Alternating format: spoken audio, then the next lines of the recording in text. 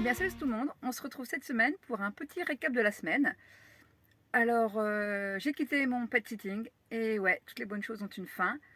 Mais je vais pas trop vous parler de ça parce que on a continué. Donc, voilà, on était donc toujours à Ploërmel, sauf qu'on a un peu plus visité les lieux entre Ploërmel, la super horloge astronomique. Je pense qu'il y aura des photos qui vont arriver avec un peu plus d'explications sur ce que c'est exactement. Le petit lac avec la plage, bref, vraiment plutôt côté semaine vacances quoi. Parce que c'est l'intérêt aussi du pet-sitting, nous, de pas trop bouger et de nous focaliser sur d'autres trucs qui sont aussi importants. J'avais pas mal parlé de la semaine passée de ce qu'on avait fait. Là, c'était tout à fait autre chose. Eris avait son BAFA à préparer parce que je suis partie plus tôt pour l'emmener justement préparer son premier stage BAFA. Et il y avait pas mal de choses aussi par rapport à Clonlara. Parce que, ouais, ils sont en IEF, mais depuis. Non, ils entrent quand même leur troisième année chez Clonlara. Donc ça veut dire que pseudo-rentrée scolaire. Je dis pseudo-rentrée scolaire parce qu'il y a une vraie rentrée scolaire chez Clonlara. Mais nous, comme on bosse tout le long de l'année et que ça ne change absolument rien à ce qu'ils faisaient avant, eux, ça ne change pas grand-chose, sauf qu'on a rendez-vous avec leur conseillère. Voilà. Dans l'année, comme ça, on a quelques temps forts avec les réunions, avec des visios et tout. Mais là, le réunion d'année est hyper important. Des débuts d'année hyper importants, surtout pour Eris qui passe son High School Diploma. Donc elle est en grade 12.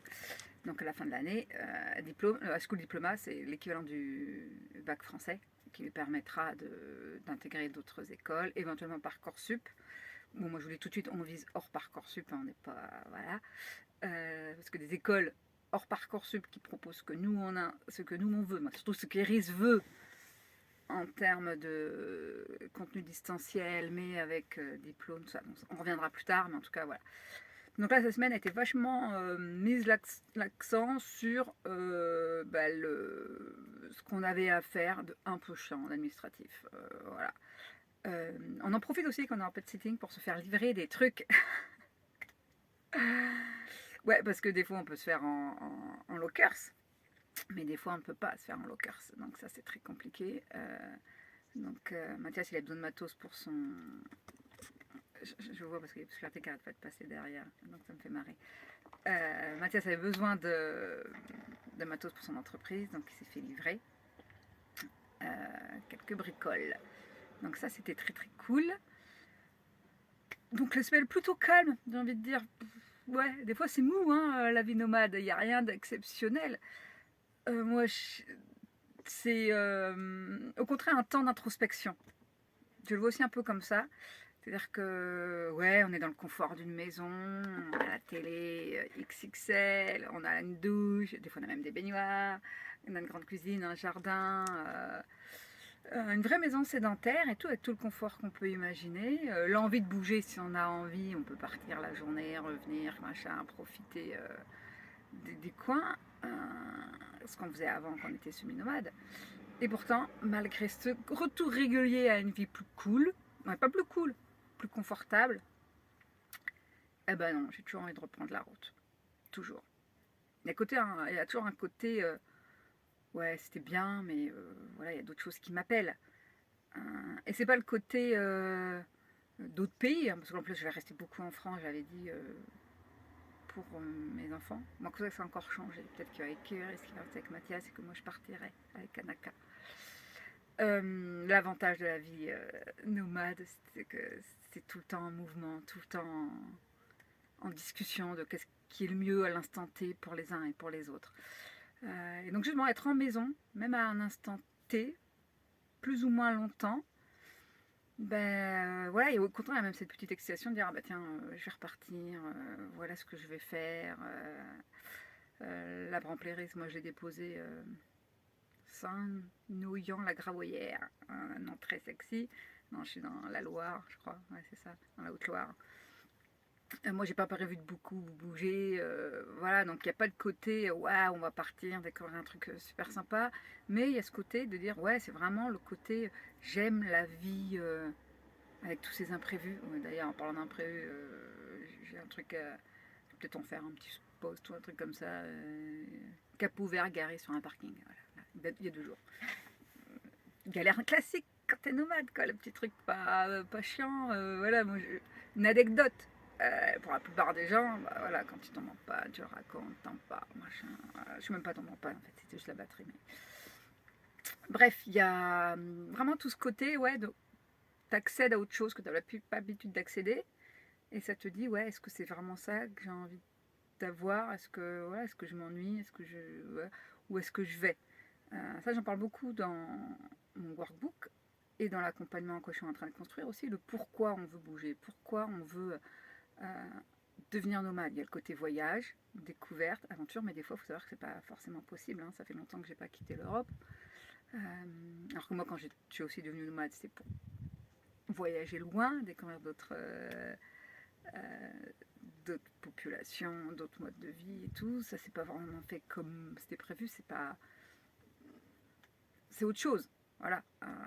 Il y a tout ce côté-là qui se permet de dire je goûte à ci et je goûte aussi à ça et je fais mes choix en conscience, en sachant où je vais à peu près, parce que l'intérêt c'est justement de ne pas savoir où on va, mais en tout cas de pourquoi je choisis ça et pas autre chose. Euh, et mes enfants ils sont élevés comme ça. Du coup, même avec Planara, le choix de faire Planara c'est vraiment un choix pour eux. Et les matières qu'ils étudient, les matières, moins les spirales, parce qu'il n'y a pas de matière à proprement parler, mais c'est vraiment un choix qui part de la découverte, de la curiosité, ce que j'ai envie de faire, le pourquoi. Euh, et il y a même des fois, il n'y a pas de pourquoi, c'est jusque là, c'est le moment, j'ai envie de ça, et puis tu le fais, et puis ça repart. En fait, voilà, il n'y a pas de ligne directrice, il n'y a pas le côté projet forcément nourri pour quelque chose. Et ça, c'est très différent, je trouve, quand on est dans les sédentaires, qu'on a un rythme, qu'on a des habitudes, qu'on a le boulot, qu'on a l'école, qu'on a les voisins, qu'on a les copains, les habitudes. On va faire du sport au même endroit, à la même heure, au même jour, etc. etc. Il y a toutes ces habitudes de la vie sédentaire qui nous engluent en fait dans des mécanismes, dans des schémas de pensée euh, qui nous enferment au lieu de nous élever. Et moi, c'est vraiment ce que j'aime dans la vie nomade, c'est que c'est un choix tous les jours, quotidien, de dire voilà qu'est-ce que je vais faire, voilà où est-ce que je veux aller, voilà ce que je veux expérimenter. Et ça, le fait d'être posé de temps en temps en maison, et quand je vous dis avec tout un confort, hein, ça peut être très vite de dire ouais putain c'était cool, c'était agréable, ouais moi je me retrouve dans le Gary, mon lit il est là, à 2 mètres, là-bas il y a la porte de ma salle de bain, pareil à 2 mètres, voilà j'avais vite fait le tour, si j'ai envie de pas bouger, je bouge pas, il y a pas, c'est très minimaliste, mais du coup ce minimalisme là qu'on vit, eh ben, il l'ouvre bien plus en fait sur autre chose.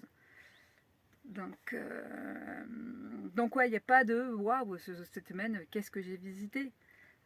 J'ai presque rien y visité, j'ai pas beaucoup conduit. Moi j'ai conduit d'une traite comme une maboule pendant 2 heures en écoutant Légende, voilà, qui était très cool d'ailleurs. Mais ces moments-là de off, au contraire, permettent d'ouvrir, d'aller au-delà du quotidien dans lequel on peut être aussi, je pense, j'imagine quand on est tout le temps nomade, tout le temps sur la route, tout le temps sauter d'un point A à un point B, on peut vite aussi perdre le fil de qui on est, de ce qu'on veut, de pourquoi ce choix. Et moi, comme j'alterne régulièrement, et puis moi, je ne suis pas toute seule, j'ai mes enfants, mais j'ai aussi Mathias, qui est aussi nomade, qui a aussi ses projets, qui a aussi son boulot, tout ça. Donc, c'est-à-dire qu'il faut composer avec tout ce monde-là, et rien n'est obligatoire. Rien n'est imposé autre par qu'à notre propre volonté. Et moi, c'est vraiment ce que j'aime, c'est que quand je décide de faire quelque chose, c'est moi seule, qui ai dit tiens, j'ai décidé. Là, pareil, je me dis, je vais bosser comme une maboule et tout. Ça fait 2 jours que je suis complètement toute seule. J'ai passé mon temps à lire. Bon, si j'ai un peu fait quelques posts, LinkedIn, quelques trucs, mais rien d'exceptionnel, quoi. J'ai fait ma newsletter, machin, mais pas fait de réseautage, c'est ce qui me gonfle le plus. Je devrais peut-être pas vous dire ça, mais ouais, c'est vrai, la discussion comme ça derrière les réseaux, ça me saoule. Voilà, il n'y a pas tout ce côté d'obligation, de contrainte. Et que chaque moment est pesé, de dire tiens, qu'est-ce que je vais faire de mon temps. Moi, j'ai une citation de Titus qui m'accompagne depuis des années. Je suis un peu obsédée par le temps. Et c'est qu'est-ce que je fais de mon temps? Ai-je bien utilisé mon temps? Mais tout dépend de ce qu'on met derrière le mot bien utilisé. Voilà. Donc, une semaine pet sitting, tranquille, voilà, un petit peu de découverte de la région comme la semaine d'avant. Préparation de Clonlara pour les enfants, donc organisation de l'année scolaire. Bon, ça j'avais déjà fait avant, moi je suis hyper organisée. Dès que l'année était finie, je savais à peu près ce qu'ils voulaient faire. Je connais bien mes enfants. Et je savais comment il fallait mettre en place les spirales, machin. Puis comme il reste passé son grade 12, je savais très bien que ce qu'il y avait à faire.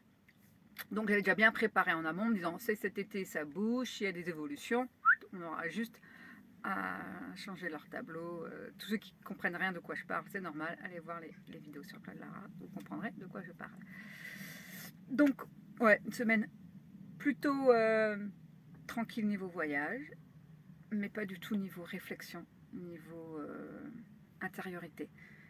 Et ça c'est en le disant que je le comprends. C'est en le verbalisant là pour la vidéo que je le comprends. Mais il n'y a pas toute la mécanique de dire ah bah tiens, je vais être à l'arrêt et pendant ce temps je vais réfléchir à ci, à ça. Non, pas du tout, ça se passe pas comme ça. Mais on va dire l'arrêt forcé et choisi, tu pousses à remettre en question tes choix, tes habitudes, ton fonctionnement et dire ouais je repars, c'est ça vraiment que je veux. La vie nomade, je la choisis encore et toujours, ou ça s'arrêtera un jour. Pour l'instant, à chaque fois que je m'arrête, eh ben, je repars. Bon, je crois que c'est le mot de la fin. Je vous souhaite une excellente semaine à tous. Moi, elle va être encore tranquille niveau route parce que j'ai pas envie de bouger. Aujourd'hui, en tout cas, j'ai pas envie de bouger. Demain, qui sait. Ciao, ciao.